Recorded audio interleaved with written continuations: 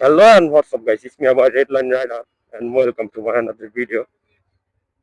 তো গাইস আজকে আমরা যাচ্ছি একটা বাইক দেখতে।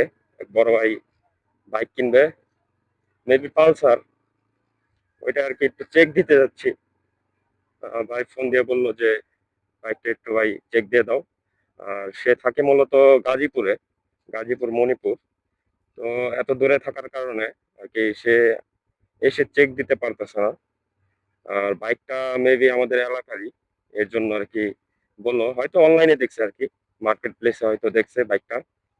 এখন যাই, যে দেখি বাইকের কি অবস্থা বা বাইকটা কেনার মতো অবস্থায় আছে কিনা। এই যে আমাদের গাড়ি, কি ভাই কাগজপত্র তো সব ওকে না? কাগজপত্র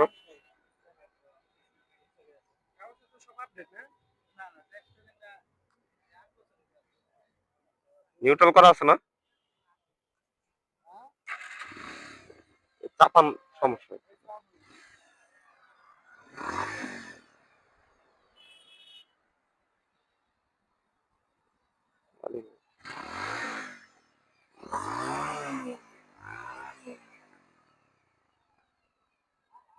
টিস্যু আছে না? টিস্যু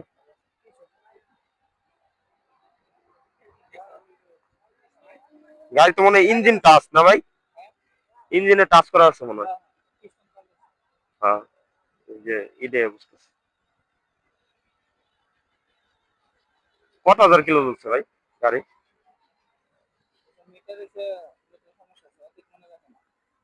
ও, মিটারের সমস্যা আছে। গাড়িটা অনেক পুরানো আর কি। ডিস্ক চেঞ্জ, সামনে ডিস্কও চেঞ্জ। বুঝতে পারছি। তো গাড়িটা একটু রাইড দিয়ে আসে আর কি। একটু ভাই চালাই রাখেন যাবো না? আমার গাড়ির চাবিটা মনে হয় দেইস ওই জায়গায়। হ্যাঁ হ্যাঁ, আমার কাছে। চালাই দেখি। না, গাড়িটা মোটামুটি আর কি ঠিক আছে, কিন্তু এটার পিস্টন চেঞ্জ আর কি। তো পিস্টন চেঞ্জ হইলে বোঝা যায় গাড়ি অনেক কিলোই চলছে। আর এটার মিটারটাও বলে নষ্ট, মানে কত কিলো চলছে তা এখনো মানে বুঝতে পারতেছি না। কিন্তু গাড়িটা চলছে অনেক অনেক বেশি, কারণ সামনের ডিস্ক চেঞ্জ, তারপরে আপনার পিস্টন চেঞ্জ। একটা গাড়ি কম কিলো চললে পিস্টন সহজে যায় না আর কি, অনেক কিলো চালানোর পরে পিস্টন যায় মূলত। আর আপনার সামনে ডিস্কটাও মানে নতুন লাগানো, সে বলতেছে মোটা লাগানো। এই যে গাড়ির সামনেও কাঁপে, সামনে এই যে মানে স্প্রিং করতেছে, অনেক ভাইব্রেশন আছে অনেক। এই যে ছেড়ে দিলে বুঝবেন, মানে ছাড়ার সাহসটা আর কি হচ্ছে না। হম, গাড়ির সামনে কাঁপে। গাড়ির অনেক কাজ আছে, অনেক কাজ আছে। গাড়ির কাজ করাতে হবে নিলে অনেক, সামনে লাফাচ্ছে আর কি গাড়ির ভাই। মোটামুটি কাজ আছে অনেক। সামনে ভাই লাফাইতেছে বুঝছেন, ওটা চাক্কার গ্রিপ নাই, পিছের চাক্কারও গ্রিপ নাই। গাড়ি এমনি স্মুথ আছে, আপনার ওই যে পিস্টন চেঞ্জ হয়েছে তো গাড়ি স্মুথ আছে। আর ইঞ্জিন টাচ, হ্যাঁ, লাফাইতেছে বুঝছেন। গাড়ি মনে করেন হ্যান্ডেল ছাড়ে দিলে একদিকে যাবো এরকম, মানে একদিকে টানে ডান দিকে বেশি। এই হচ্ছে বিষয়। গাড়ির অনেক কাজ কাজ জমে আছে। আর এই যে দেখতে পাচ্ছেন, এই যে কালো ই, এটা সহজে হয় না, এটা পিস্টন গেলেই হয়। তো পিস্টন যখন গেছিল তখন হয়তো এই ধোঁয়াটা বার হয়েছে আর কি। তো দেখি আমরা কথাবার্তা বলি, কথাবার্তা বলার সাপেক্ষে দেখি গাড়িটা নেওয়া যায় নাকি।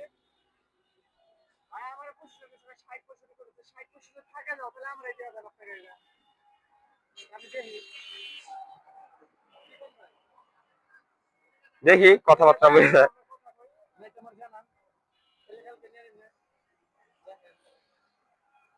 আচ্ছা ভাই, আমরা কথা বলি, ভাইয়ের সাথেও কথা বলি যে কেমনি কি, কারণ গাড়িতে গাড়ি নিলে গাড়ি কাজ আছে, অনেক কিছু আবার বুঝেন নাই। আর ভাই পেপারস কি আপডেট নাকি ফেল আছে? ভাই গাড়ির কাগজপত্র কি আপডেট? মানে 26 সাল আর কি করতে হবে আর কি, 26-এ আপডেট করতে হবে। আর কার নামে করা আছে? আপনার নামে? বাসা তো এই জায়গায় না ভাই?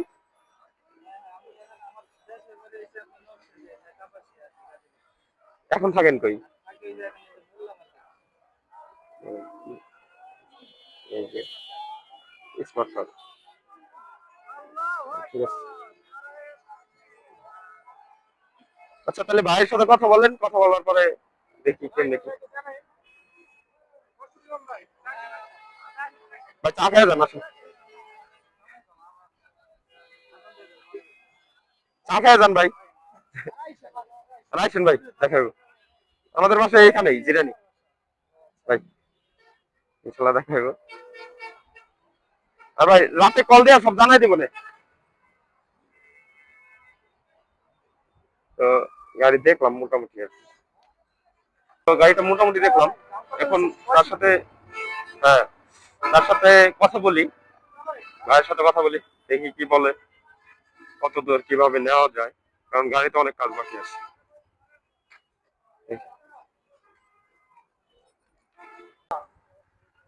তো মূলত গাড়িটা আপনার চলছে অনেক কিলো, আর গাড়িতে অনেক কাজ আছে। আর আপনার আহ, তারা দাম চাচ্ছে আর কি 65,000। গাড়ির ট্যাক্স টোকেন আর কি ফেল আছে, 1 বছরের কাগজ ফেল।